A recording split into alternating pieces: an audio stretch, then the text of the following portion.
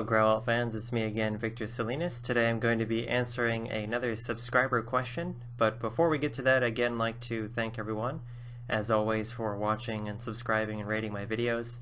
If you do have a question that you would like me to answer, or a comment or a concern you'd like to share and have me address in a future video, you can leave all of those thoughts in the comment section, or you can always email me directly at victor.salinas@growlithe.com. I really mean it when I say that I do enjoy all the feedback that I get, both positive and negative, and I'm sure to, at the very least, read it. If I feel that there needs to be a follow-up, like a comment or a video made about your topic, I will certainly do that. I do promise to read everything, and I do my best to try to respond to everything as appropriate in as timely a manner as possible. So moving on to today's question, we have a question from the subscriber Kaioken Goten 1. I like the name, I like Dragon Ball Z. And Kaioken Goten asks, how do you write a character completely emotionless? And I can see that going one of two different ways depending on the character's role in the story, whether they're going to be a main character or a side character. The first and most difficult one would definitely be writing a main character that is emotionless.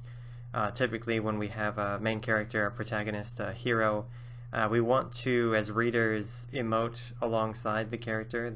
The main character is kind of our conduit into the story, so they're going to experience a very wide range of emotions, ranging from sadness and anger, depression, joy, bouts of confidence, bouts of self-doubt. An emotionless character is either going to have no emotions, as the name might suggest, or probably a limited range of emotions.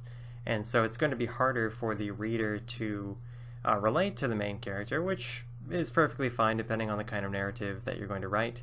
It's not typically a direction that I personally would take. However, I'm going to answer Kaio Goten's question in describing how I might go about writing a character that was entirely emotionless. So if you did have a main character that was emotionless, or had at the very least maybe just a few emotions, you would want to, instead of describing and characterizing the character through their emotional reactions to different events, you definitely would make their actions speak louder than words. Things that they do in response rather than ways that they feel in response to things that happen. So for example, something that might come to mind, your main character is emotionless. Your main character and his or her allies map out this great plan to ambush the villain, as the villain is walking down a deserted forest trail, and so your main character and all of their allies, plan this meticulous ambush out, and they lay in wait for days, and finally the villain and their entourage come through this forest trail, and the trap is sprung, but little do they realize that it backfires. The villain already knew that this was going to happen, and is more than ready and anticipating the ambush, and the heroes limp away, more than half of them die. The main character is likely to barely make it out alive. The average person, in response to that, the average character may feel a wide range of emotions, perhaps anger. I think I would be angry, sad at the loss of their allies, and certainly frustrated and demanding to know how it was that the villains were able to anticipate their ambush. But the emotionless character is not going to at least show any of that emotionally. They're not going to, their facial expression's not going to show it. The way that they speak isn't going to show it. They're not going to tremble with rage. They're not going to stutter. They're not going to be stupefied in any way. They're going to be probably very calm and placid. And just real quick, what I could see going wrong about that would be that it might get a little tiring quickly, because their default response to every single thing that happens is going to just be a stone-cold expression. But there are ways that you can vary that and make it more interesting. For example, as all the characters are dealing with this backfired ambush and allies are dying left and right, everyone else is shrieking, the main character, who has no emotions, is very calm and collected. And, maybe they do kind of show the way that they feel by the way that they behave. Rather than getting angry, maybe the main character attacks more ferociously than would be otherwise. Maybe rather than getting sad after the battle is won by the villains and the heroes limp away, rather than getting sad and crying and talking about their sad feelings, this emotionless character just kind of has a scene where they're leaning one arm against a tree, looking out into the forest or over a cliffside or out into the night sky, just thinking by themselves, and the other characters are kind of around the campfire, all looking and staring, like wondering what's going on.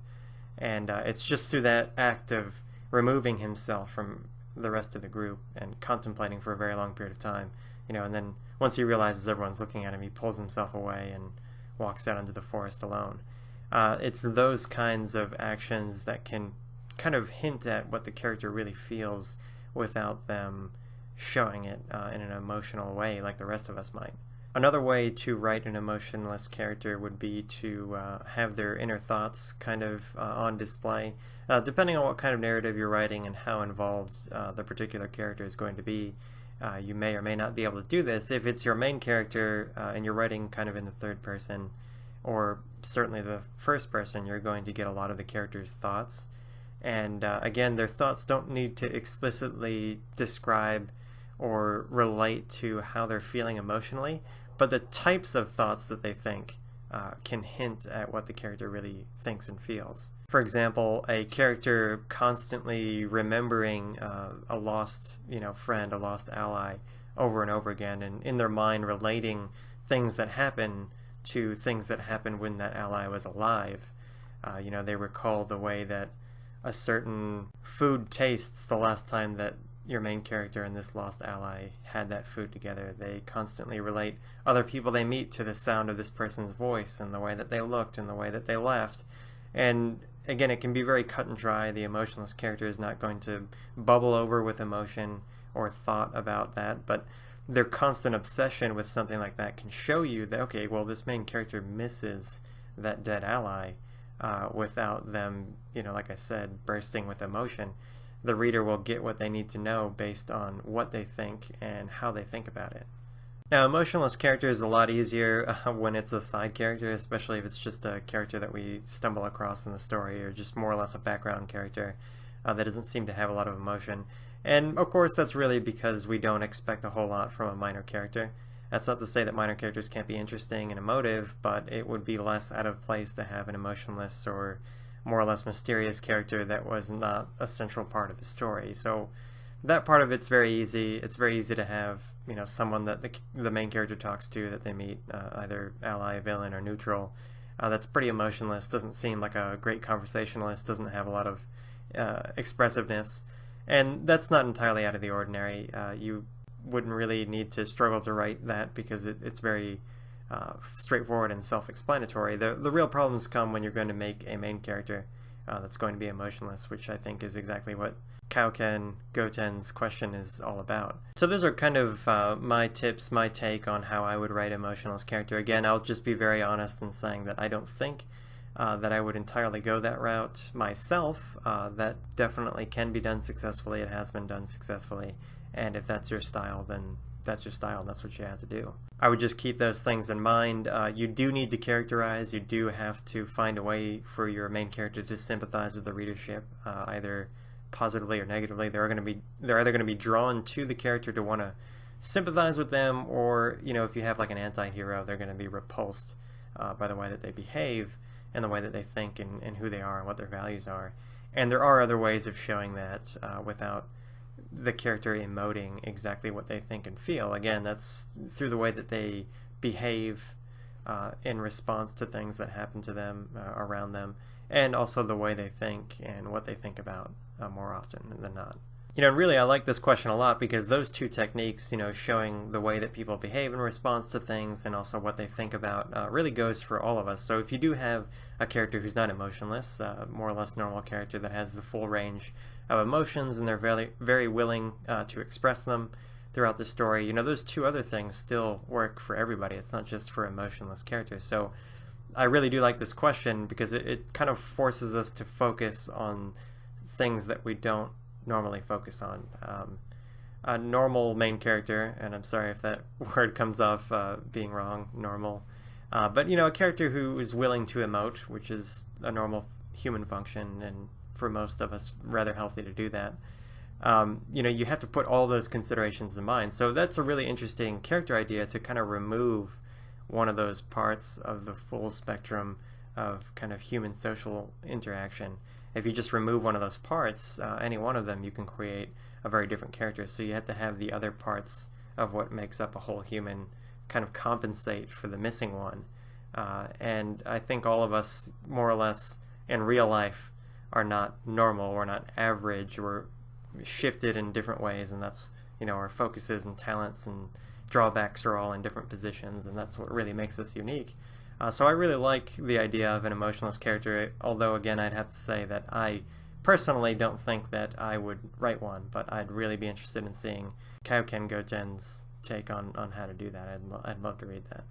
So I'll go ahead and wrap this video up again by thanking everyone for watching and subscribing. If you do have any questions or comments or concerns you'd like to share in the comments, please do so. You can also email me directly at victor.salinas@growlworld.com. Again, I do read everything that comes my way, whether that's a comment or an email. I can't always respond to everything, and if I do, sometimes it takes a little bit longer than I'd like to admit. But if it does warrant a response, I will certainly give you one, and if it's something that interests me a lot, like this particular question and videos on questions that I've done in the past, I do promise to make a video out of it, because I do think something like this, like how to write a completely emotionless character, that's something that I think intrigues a lot of us, and honestly will help all of us out by at least knowing how to do that, whether or not we actually plan to do it. Don't forget to rate and share this video if you liked it, and subscribe to the Growlworld channel. I'll talk to you guys next time. Bye.